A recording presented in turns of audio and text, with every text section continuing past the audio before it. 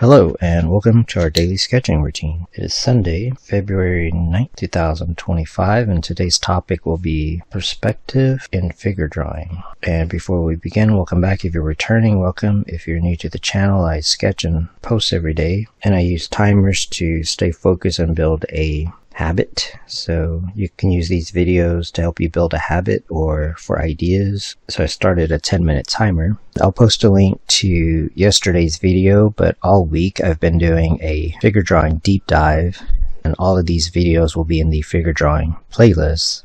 I started to flesh out these figures.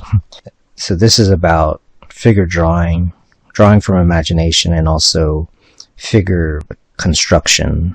Today, I'll go over how perspective affects the construction of the figure and also like the different forms. So yesterday's video was about the basic forms. So I'll go over that again, but then how perspective, so there's different kinds of forms. So there's the basic forms, but then there's kind of more complex forms. Tomorrow and next week I'll think about something else besides drawing figures. I mean, once you do a deep dive like this, it's good to just kind of either draw other stuff or just put this into practice, just come up with something. So I'm just going to start off with a ballpoint pen. So this is just from imagination based upon principles, drawing principles. And when I started the deep dive, it was kind of working off of reference. And so I like that. So I'm going to write down some notes as I do this. I like to use sort of a rule of thumb of the 80-20 rule. Then there's also the concept of the AOS triad, the Art of Sedone triad, which is imagination, study, and style. I've made videos about this, and I'll just kind of keep bringing it up. So basically the 80-20 rule can be applied to each of these concepts here, and they all work together. That's my approach. I always have a bit of imagination, study, or style, but I might lean into, and that's what that 80-20 rule is for. So with that said, yeah, I'm going to just start to warm up. That's really what this is going to be. But then I'll kind of like talk about the topic. So sometimes I like to just doodle. So it doesn't really matter like the actual proportion, unless you're just wanting to draw something very lifelike, or not lifelike, but like realistic, or you know what I mean. But if you want to exaggerate or stylize, then the proportion isn't, it's specific to like the style. That's kind of like the style. So this is just warming up, by the way, but also I'll start to like add some proportion or perspective to it rather. And so I got a lot of this kind of thing where from comics, like animation and stuff, where it just sort of exaggerates the perspective.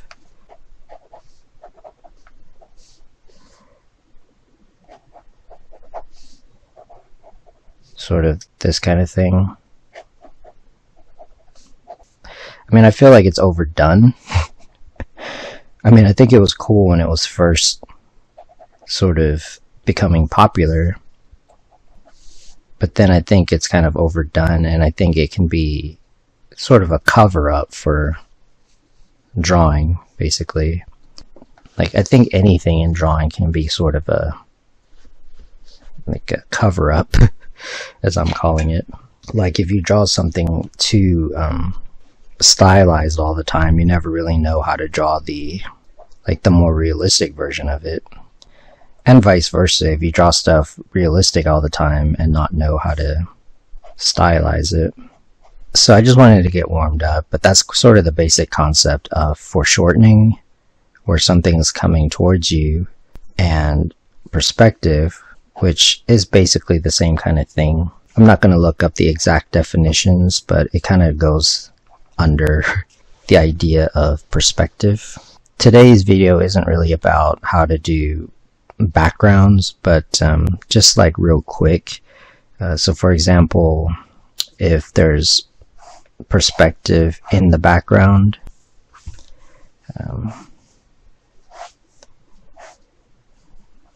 kind of a basic perspective.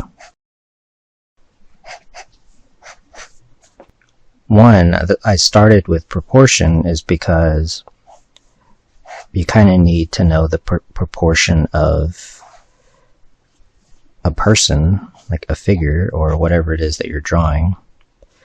So just using the stick figure that we've been working on, we'll just do this. But to make it sort of fit the background,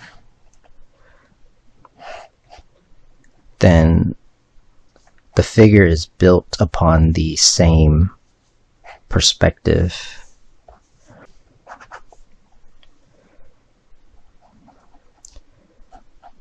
So, like the feet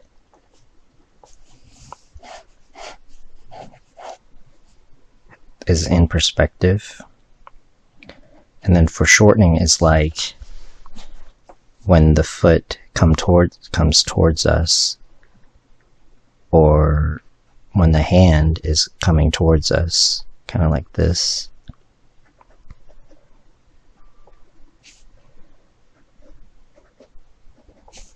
You need to know perspective in order to place a character into a scene convincingly.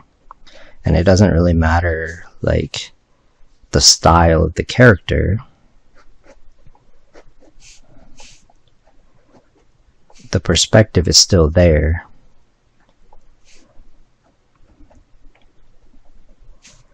And even when, like, let's say there's light coming from this window,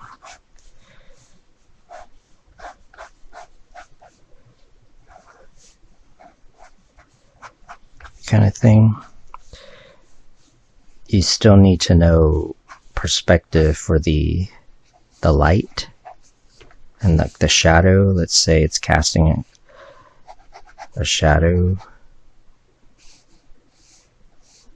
Now, some of it can be faked, just like the perspective in this right here is, I call it fake or made up but it's the illusion of it. Now, if I were to actually do the vanishing points and everything, it might be off. So I might keep it sketchy if I want that to be that exact. And that just comes from experience. Like if I look at it and I think it's okay, then I can still just go ahead and work with this. In practice, when you're inventing people or scenes or something like that, you're kind of switching back and forth, but it's kind of good to know the basics and like the steps, or like have a methodology. So with that said, I'll use a felt tip pen, and I'm going to purposefully take a kind of cubism, like the art movement of cubism. I'm just gonna make things cube-like. I'm gonna stick with the proportions that I have. I already made that up, in other words, where you're just drawing boxes in perspective. So sometimes it can be helpful because of the pose. Now, you also kind of need to know the anatomy, meaning the forms of the thing that you're drawing. So yeah, I'm purposefully making it blocky, but it helps with shadow. You can either do this in pencil and then add the detail, or put tracing paper over this so you can get so you'll see the forms and then you can draw the character, or clean this up on the computer.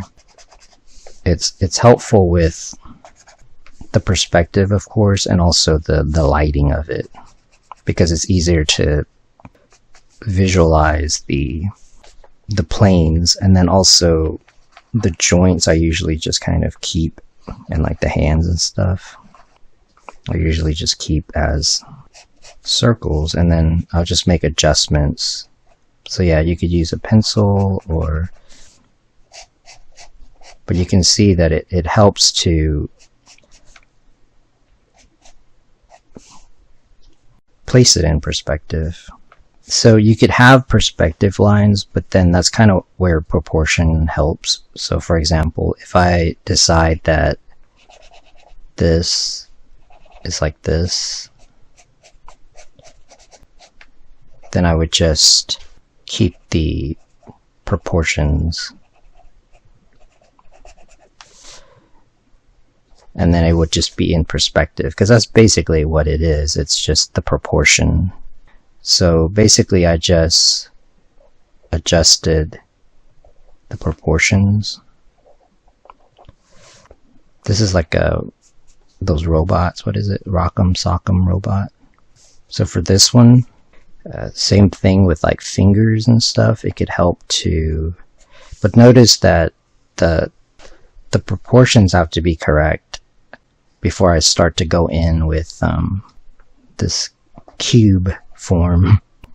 Now drawing hands is kind of its own thing, but that's why drawing hands is a useful thing to do, because there's a lot of forms in it, and sometimes the fingers or the hands can look more square than like round. It just depends. Sometimes you could be more of a cylinder or circle. Sometimes it's good to just kind of start with more of a cylinder, and then you would go in and square off. So yeah, you could start with more of a square and then round. A lot of that is just practice. So yeah, it just kind of depends. But I did want to at least talk about it. This is a little bit more like, to kind of do all of this, it takes practice to like do all of this. And then even to turn this into like a finished illustration takes even more practice, obviously. So I'll do this because it is in perspective, and I'll kind of talk about, I'll just outline the perspective part. I mean, this is a pretty big topic, so I think just play around with it. I mean, you could look at reference and just kind of break everything down into cubes or cylinders. Because of the perspective, let's say you have kind of like this. It might be helpful to set up like these sketch lines, or just use like the background itself, like the stuff that's in the picture. This could be wood paneling or something, or a rug or something, and then that would suggest like the perspective.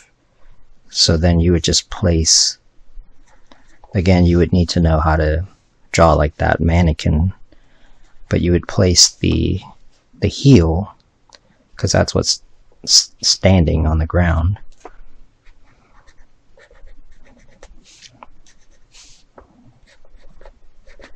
Because this foot right here, it could go in different directions.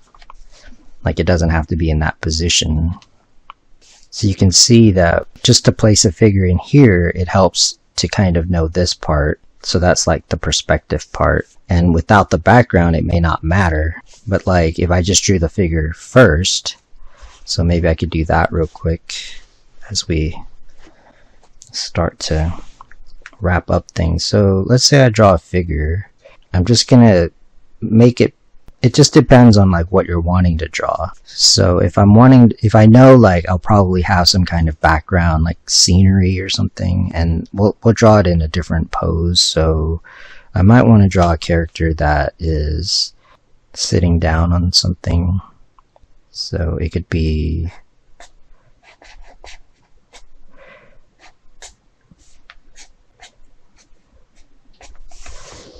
so I'm just wanting to make up something. So I'm just going to doodle a character that is,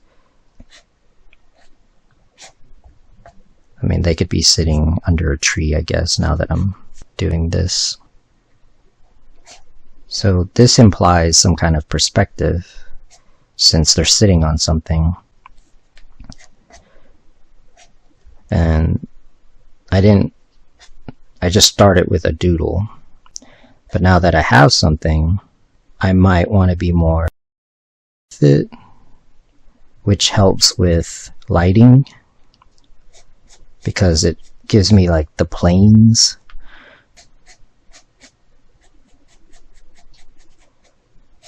So it just depends on like the purpose. So if I'm wanting to sketch something and I like it and I'm going to use it for like a comic or an illustration, then I would just trace over this. Or if I do it sketchy enough or set it up in a way that I can understand the proportions, then I would just redraw it, because then this could just serve as like a note to myself. But then sometimes I just want to do more of the actual forms that I'm drawing, the actual anatomy. So for example, could be like draw the actual foot. Now let's place it into, let me put the arm on here. So yeah, it just depends. Like, it's like once you have this, you can kind of make up a lot of it, because it helps with the light and dark.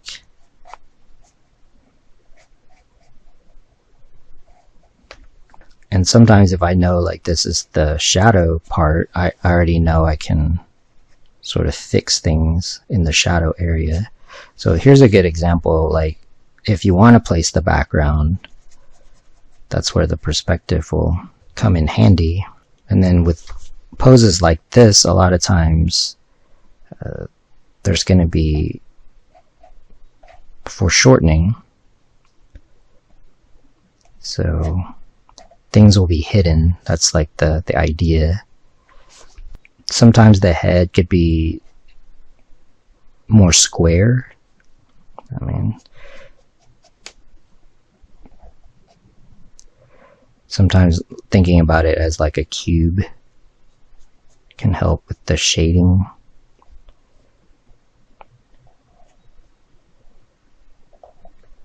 Let's say you wanted to have some kind of design on the ground, like the ground.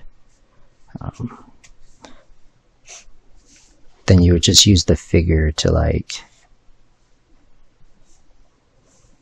So in this kind of example, you don't really need to draw a very elaborate perspective lines, because it's pretty, the perspective is pretty gradual. It's not that like dramatic of a perspective. So I want to thank you for joining me for today's daily sketching routine. If you like these videos, please support the channel. I appreciate it. And until next time, keep on sketching.